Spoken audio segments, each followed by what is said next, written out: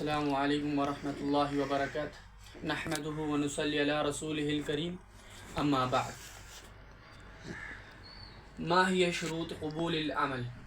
عند اللہ رب العالمین کے پاس عمل قبول ہونے کے لیے کیا شرطیں ہیں کہ کتنی شرطیں؟ آئیے جانتے ہیں آج ہم اللہ رب العالمین کے ہاں جو ہم عمل کرتے ہیں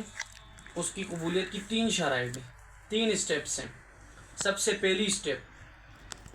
قل آمنت باللہ، کہ اللہ رب العالمین پر ایمان لانا اور اس کی توحید پر،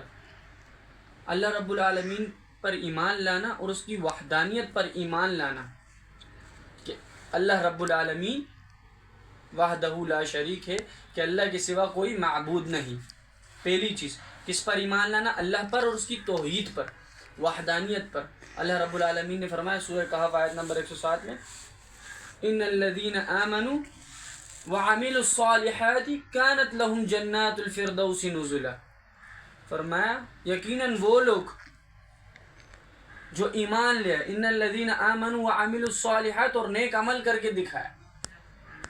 كانت لهم جنات الفردوس نزلا، اب ان کے لیے جنت الفردوس ہے، وہ جنت الفردوس میں داخل کیے جائیں گے۔ اور آگے صحیح مسلم میں ہے گا، سفیان بن عبداللہ ثقفی رضی اللہ عنہ نبی علیہ السلام سے پوچھتے ہیں کہ مجھے دین کے بارے میں، مجھے اسلام کے بارے میں ایسی چیز بتلائیے کہ آپ کے بعد میں کسی سے نہ پوچھوں۔ نبی علیہ السلام نے فرمایا، صحیح مسلم میں ہے گا روایت نمبر 38، فرمایا قل آمنت باللہ ثم استقم، کہ میں اللہ پر ایمان لے آیا، پہلی چیز کیا کہ میں اللہ پر ایمان لے آیا، ثم استقم، اب اس پر ڈٹ جا، اب اس پہ کوئی تیرے کو اگر کوئی بہکائے یا کچھ، ڈٹنے کا مطلب یہ کہ آپ اس پر ڈٹ جاؤ، آپ اللہ پر ایمان لیا، اللہ کی وحدانیت پر ایمان لیا، اللہ کے ساتھ کوئی دوسرا نہیں، کوئی شریک نہیں، اللہ وحدہ لا شریک ہے، جیسے اللہ تعالیٰ سورہ اخلاص میں بتلا رہا ہے قل هو اللہ احد، کہہ دے اللہ ایک ہے، اللہ الصمد، اللہ بے نیاز ہے، لم یلد ولم یولد، نہ اللہ نے کسی کو جنا، نہ وہ خود جنا گیا، نہ تو اللہ کی کوئی اولاد ہے، نہ تو وہ کسی کی اولاد ہے، اللہ رب العالمین ان چیز سے پاک ہے، ولم یکن لہ کفوا احد، اس کا کوئی ہم سفر نہیں ہے، اللہ رب العالمین کا کوئی شریک نہیں ہے۔ پہلی چیز اللہ پر ایمان لے آئے اور اس پر ڈٹ گئے، اللہ کی توحید پر ایمان لے آئے۔ عمل قبول ہونے کی پہلی شرط یہی ہے کہ اللہ پر ایمان لاؤ، اس کی توحید پر ایمان لاؤ اور اس پر ڈٹ جاؤ۔ پھر دوسری چیز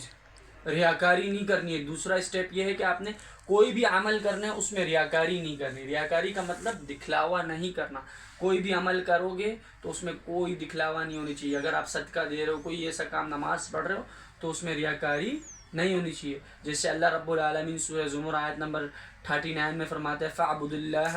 مُخْلِصًا لَهُ الدِّينَ، کہ اللہ رب العالمین کو کیا نام ہے کی عبادت کرو، اللہ رب العالمین کی عبادت کرو خالص اللہ کی، خالص ہو کر، کہ بالکل اللہ کی عبادت کرو خالص ہو کر، کہ اس کے ریاکاری نہ ہو، خالص اللہ کے لیے عبادت کرو۔ یہ دوسری چیز ہوگی کہ بغیر ریاکاری کے عمل کرنا ہے۔ پہلی چیز اللہ پر ایمان لانا ہے، دوسری چیز خالص ہو کے عبادت کرنی ہے ریاکاری کے بغیر۔ اب تیسری چیز سورہ حشر میں فرماتے ہیں اللہ تعالیٰ کہ وہ عمل کرنے ہیں ہم نے جو نبی علیہ السلام کے ذریعے اللہ نے بتایا، سنت نبوی کے مطابق، اس سے بڑھ کے نہیں کرنا، یعنی کہ بدعت نہیں کرنی، دین میں کوئی نیا کام ایجاد نہیں کرنا ہے۔ جیسے اللہ تعالیٰ فرماتے ہیں وَمَا آتَاكُمُ الرَّسُولُ فَخُذُوهُ وَمَا نَهَاكُمْ عَنْهُ فَانْتَهُوا، کہ جو تمہیں یہ رسول دے دے اسے لے لو، اور جس چیز سے یہ روکے اس سے رک جاؤ۔ سمجھے؟ وَمَا آتَاكُمُ الرَّسُولُ فَخُذُوهُ، جو دے دیں وہ لے لو، یہ رسول، اور جو منع کر دیں اس سے رک جاؤ۔ اور نبی علیہ السلام صحیح مسلم میں فرماتے ہیں، صحیح مسلم میں روایت ہے من عمل عملا لیس علیہ امرنا فہو رد، کہ دین میں آپ نے کوئی بھی ایسا عمل کیا جس پہ نبی علیہ السلام نے فرمایا ہمارا حکم نہ ہو، کوئی بھی ایسا عمل کیا نیکی کی نیت سے کیا جس پہ ہمارا حکم نہ ہو، فہو رد، وہ رد ہے، وہ غیر مقبول ہے، اس کی کوئی قبولیت نہیں ہے اللہ کے ہاں، اس کی کوئی اہمیت نہیں ہے اللہ کے ہاں۔ تو اللہ رب العالمین سے دعا ہے کہ اللہ رب العالمین ہمیں ان 3 شرطوں کو مد نظر رکھتے ہوئے عمل کرنے کی توفیق عطا فرمائے. وآخر الدعوانا ان الحمد للہ رب العالمین.